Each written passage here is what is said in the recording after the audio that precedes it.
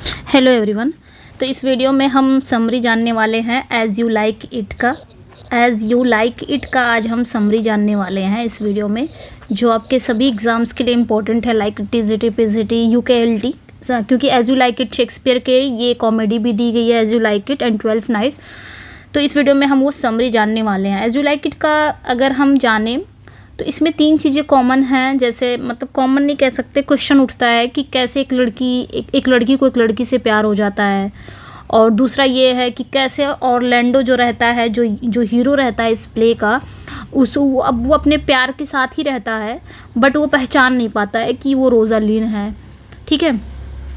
और कैसे ये लोग मुलाकात करते हैं, ये जो पहली बार ये कहाँ मिलते हैं, ऑरलैंडो और रोज़ालिन कहाँ मिलते हैं, तो आज इस स्टोरी में हम जानेंगे। चलिए फिर स्टार्ट करते हैं सेशन को। सबसे पहले हम जान लेते हैं इसमें जो कैरेक्टर है ऑरलैंडो, ओलिवर, 2 भाई की एक स्टोरी इधर चलती है। 2 भाई की स्टोरी ऑरलैंडो एंड ओलिवर की। ओलिवर बड़ा भाई रहता है, ऑरलैंडो छोटा भाई रहता है। हालांकि तीन भाई रहते हैं लेकिन 2 भाई की स्टोरी चलती रहती है।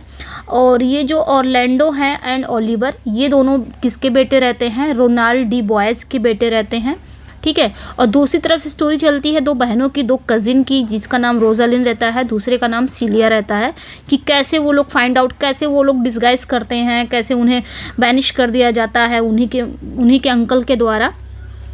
ओके, तो इस वीडियो में हम जानने वाले हैं। चलिए फिर स्टार्ट करते हैं सेशन को। तो ऑरलैंडो, इनके बड़े भाई का क्या नाम है? ओलिवर, ये हम जानेंगे। इनके बड़े भाई का क्या नाम है? ओलिवर, और सेकंड छोटे वाले भाई का नाम है ऑरलैंडो। ये किसके बेटे रहते हैं? तो Orlando the youngest son of Sir Rowland de Boys, ये ध्यान रखना है। ऑरलैंडो सबसे छोटा बेटा रोनाल्ड डी बॉयज़ का है। Is ill treated by his brother Oliver, ठीक है। इनकी डेथ हो जाती है।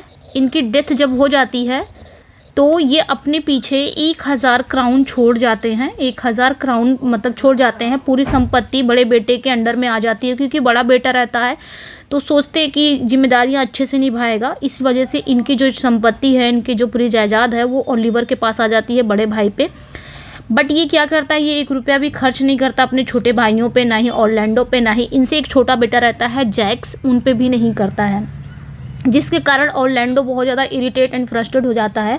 और ये ऑरलैंडो के साथ कैसा व्यवहार करता है? बहुत बुरा व्यवहार भी करता है, इल ट्रीटेड करता है, जिसके कारण ये बहुत फ्रस्ट्रेटेड रहता है।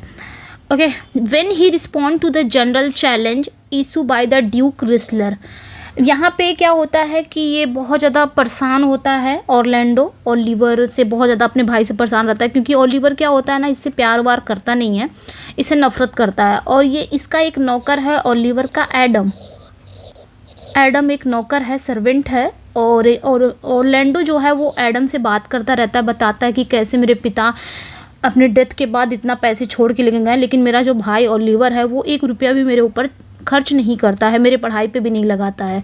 बहुत बात करता रहता है गुस्से में। लेकिन तभी ओलिवर आ जाता है। ओलिवर इसे कहता है क्या बात करते हो? तो ऑरलैंडो क्या करता है, ओलिवर का गला पकड़ लेता है। जब गला पकड़ पूछता है कि जब तक तुम वादा नहीं करोगे कि तुम पैसे मेरे ऊपर खर्च करोगे, मेरे पढ़ाई पे पैसे लगा, तो तुम मैं छोड़ूंगा नहीं। तो ओलिवर झूठ मूठ बोल देता है, ठीक है मैं पैसे दे दूंगा, खर्च कर दूंगा, तब ये छोड़ता है। वहीं पे देखेंगे when he respond to the general challenge issue by the duke wrestler, जब वह ड्यूक के जो रेसलर है चार्ल्स द्वारा जारी की गई समान चुनौती का जवाब देता है। तो ये जो चार्ल्स है, ये कौन है? ये एक तरफ दूसरी तरफ स्टोरी है ड्यूक फ्रेडरिक की स्टोरी है। ड्यूक फ्रेडरिक क्या होता है, अपने बड़े भाई ड्यूक सीनियर को उनकी सारी संपत्ति हड़प लेते हैं और उस पर बैठ जाते हैं। उन्हीं का ये रेसलर रहता है चार्ल्स। ये एक कुश्ती करता है। कुश्ती किसके साथ करता है? तो ऑरलैंडो के साथ ही करता है। तो वहाँ पे ओके, तो ये चार्ल्स ना कुश्ती कराना चाहता है। तो कुश्ती कौन करने आता है? ऑरलैंडो करने आता है। ओलिवर को मौका मिल जाता है बदला लेने का, कि अगर ये कुश्ती करने जाएगा ऑरलैंडो तो ये चार्ल्स को कह देता है कि तुम अच्छे से उसे घायल कर देना। Oliver tells Charles to injure Orlando if he can manage it, मतलब वो उसे बता देता है। ओलिवर चार्ल्स से कहता है कि अगर वो ऐसा कर सकता है तो वो ऑरलैंडो को घायल कर दे, ठीक है, इंजर कर दे उसे अगर गर्दन मोड़ना चाहे तो मोड़ दे, अगर तुम जिस हिसाब से जीतना चाहते हो जीत जाओ, लेकिन ऑरलैंडो बचना नहीं चाहिए। ये ओलिवर कहता है चार्ल्स से। द ड्यूक्स डॉटर, ड्यूक की जो डॉटर रहती है सीलिया, एंड हर कजिन रोजालिन, इसके फादर को, मतलब रोजालिन के फादर को ड्यूक फ्रेडरिक क्या करते हैं, बैनिश कर देते हैं, वो जंगल में रहते हैं। बट ये रोजालिन और सीलिया एक ही साथ रहते हैं। सीलिया उनकी खुद की डॉटर रहती है ड्यूक फ्रेडरिक की। And watch the match and Rosalind false in love with Orlando. तो ये दोनों भी वो मैच देखने आते हैं, सीलिया एंड रोजालिन दोनों मैच देखने आते हैं। बट क्या होता है, दोनों जब मैच देखते हैं तो रोजालिन को ऑरलैंडो से प्यार हो जाता है और वो मैच जीत भी जाता है Orlando wins, but the duke gets angry when he discover that Orlando is the son of his old enemy Sir Rowland de boys.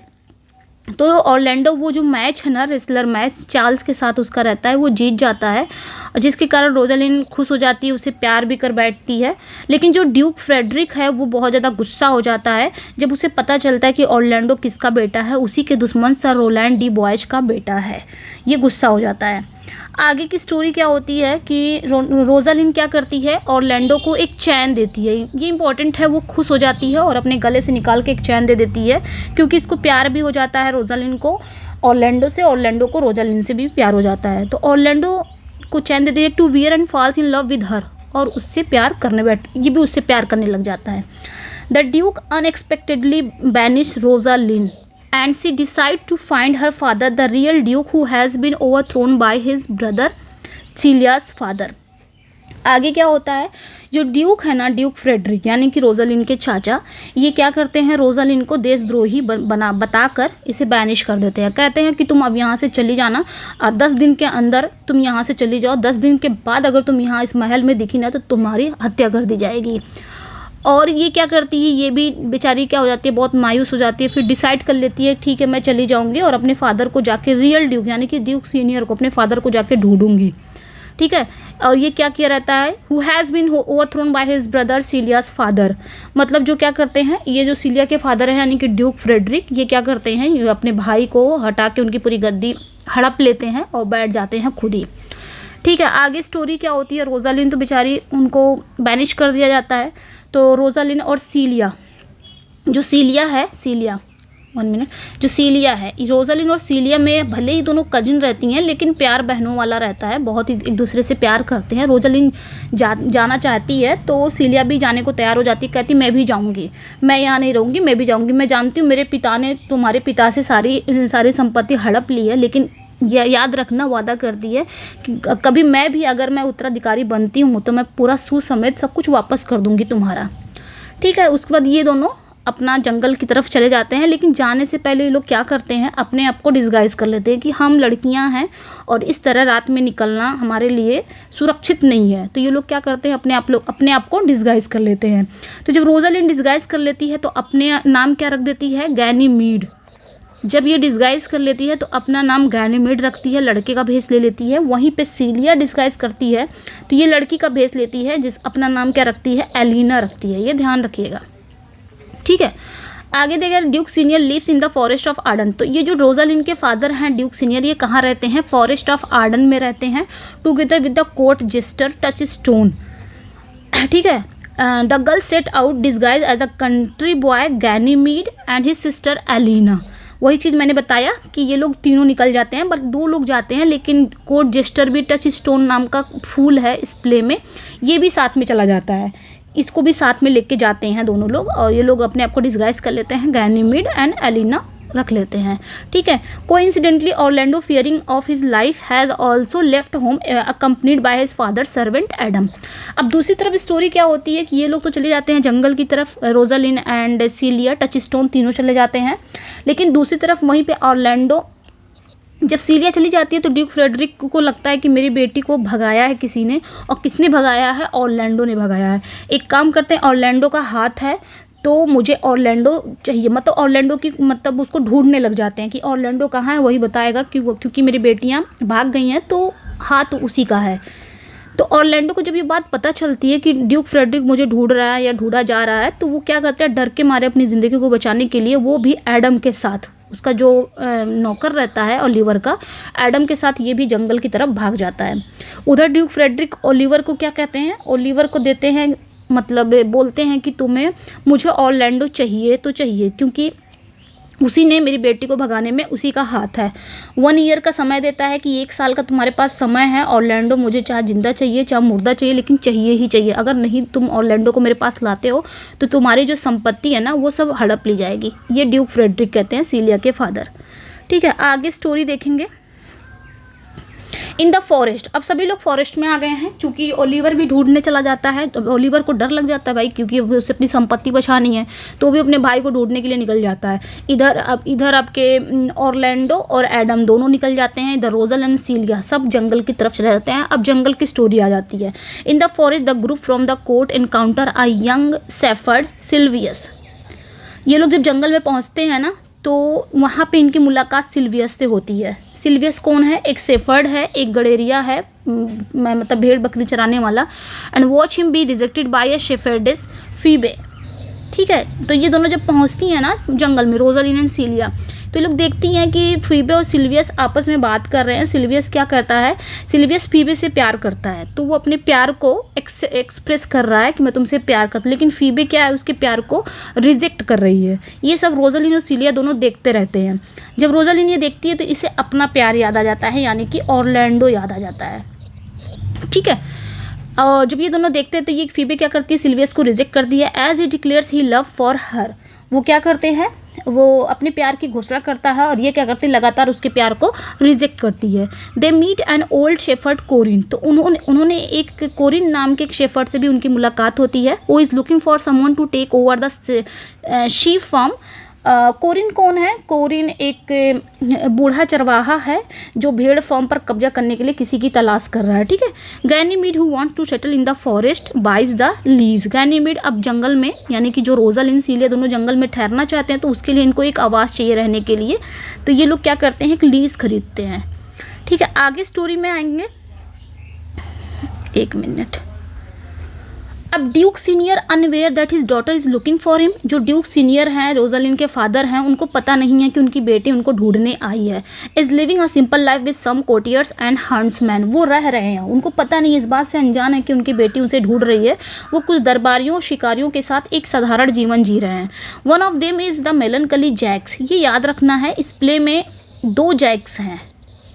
एक जैक्स तो ओलिवर का भाई है जो ज़्यादा उसमें मेंशन नहीं है, और एक जैक्स है मेलनकली जैक्स के नाम से जाना जाता है, ये याद रखिएगा। Who reflect constantly on life. तो यहाँ पे जो जैक्स है, एक उदास जैक्स जो लगातार जीवन पर विचार करता रहता है। ठीक है, Orlando and Adam arrive at the outlaws welcome them and feed them. तो ऑरलैंडो और एडम जब जंगल में पहुंचते हैं तो एडम को बहुत ज़्यादा भूख लगी रहती है, क्योंकि बूढ़ा भी रहता है, तो इस वजह से भूख बहुत लगती है। तो ऑरलैंडो क्या करता है, वो सीधा पहुँच जाता है ड्यूक सीनियर के पास, और वहाँ पर तलवार वलवार दिखा के कि किसी तरह खाना वाना खिलाना है। तो तलवार दिखा के बेचारा बुला भी लेता है ड्यूक सीनियर, फिर दोनों को खाना भी खिलाता है, ध्यान रखिएगा। Orlando hangs some love poems. Orlando क्या करते हैं, ऑरलैंडो अपने प्यार को याद करता है, रोजालिन को याद करता है, तो वो कुछ पोएम्स लिखता है जो पेड़ों पे लटकाते जाता है, ये ध्यान रखिएगा। तो वो क्या करता है, रोजालिन की लिखी कुछ प्रेम कविताएं पेड़ों की शाखाओं पर लटका देता है। That he has written to Rosalind from the branches of trees. ठीक है, मतलब कुछ शाखाएं जो रोजालिन जो वो पेड़ों पर लटका देता है। Rosalind Aliena find them. Rosalind और एलिना उसे ढूंढते रहते हैं। ये इन नटसेल में मैं बता रही हूँ, वैसे तो स्टोरी बहुत लंबी चौड़ी है। ठीक है, आगे देखेंगे। Ganymede helps him to cure his love sickness by wooing him Ganymede as though she were Rosalind. तो यहाँ पे जब मुलाकात उनकी हो जाती है, गैनीमीड की और ऑरलैंडो की मुलाकात होती है, तो ऑरलैंडो को पता नहीं है कि गैनीमीड ही रोजालिन है। तो ऑरलैंडो क्या करता है, रोजालिन की पूरी बात बता देता है कि मैं प्यार करता हूँ, रोजालिन नाम है, ऐसा वैसा सब बता देता है गैनीमीड को, लेकिन उसको पता नहीं है। लेकिन बहुत ज़्यादा प्यार में पड़ जाता है, लव इतना पड़ जाता है कि बीमार भी हो जाता है, उसको प्यार का रोग लग जाता है। तो गैनीमीड क्या करती है, उसकी हेल्प करती है। ठीक है, यानी कि रोजालिन, लेकिन इसे पता नहीं रहता है, तो ये हेल्प करती रहती है और दोनों बराबर मिलते रहते हैं, लेकिन इसको पता नहीं रहता है कि यही रोजालिन है। ठीक है, उसके बाद क्या होता है, अ कंट्री गर्ल। तो ये दोनों लगातार मिलते रहते हैं। तो ये जब भी आता है मिलने के लिए, गैनीमीड इससे मिलाता है, यानी कि जब ऑरलैंडो आता है मिलने इससे, तो इसके 2 बजे का टाइम दिया रहता है कि 2 बजे मैं आऊँगा मिलने। हर बार 2 बजे आता है, बट ये 2 बजे कहीं और चला जाता है कि मुझे वहाँ पे कौन जाता है, ड्यूक सीनियर बुलाया रहता है खाने पे, तो ये ड्यूक सीनियर के पास चला जाता है। फिर अगले दिन कहता है मैं 2 बजे फिर आऊँगा मिलने, लेकिन वो आता नहीं है ऑरलैंडो। ओलिवर आता है। जब ओलिवर आता है ना जंगल में अपने भाई को ढूंढने के लिए, तो वो एक पेड़ की छाँव में बैठ जाता है। पेड़ की छाँव में उसको बहुत ज़्यादा थकान लगी रहती है, पेड़ की छाँव में बैठ जाता है, तो वहाँ पे एक शेरनी उस पर अटैक कर देती है, और शेरनी अटैक करने से पहले ही वहाँ पे ऑरलैंडो पहुँच जाता है। ऑरलैंडो ओलिवर को बचा लेता है। वहाँ पे दोनों भाइयों की बॉन्डिंग दिखती है, ठीक है। दोनों भाइयों के बीच में जो भी दूरियाँ रहती है वो ख़त्म हो जाती है। लेकिन जब 2 बजे वहाँ पर नहीं पहुँचता तो गैनीमेड बहुत परेशान हो जाती है। तो वहाँ पे ओलिवर पहुँचता है कि ऐसा ऐसा हो गया था। वहाँ पे वो एलिना को भी देखता है, एलिना यानी कि सीलिया को भी देखता है, तो उसको एलिना से प्यार हो जाता है। तो ओलिवर को एलिना से प्यार हो जाता है, उसके बड़े भाई को, ये ध्यान रखिएगा।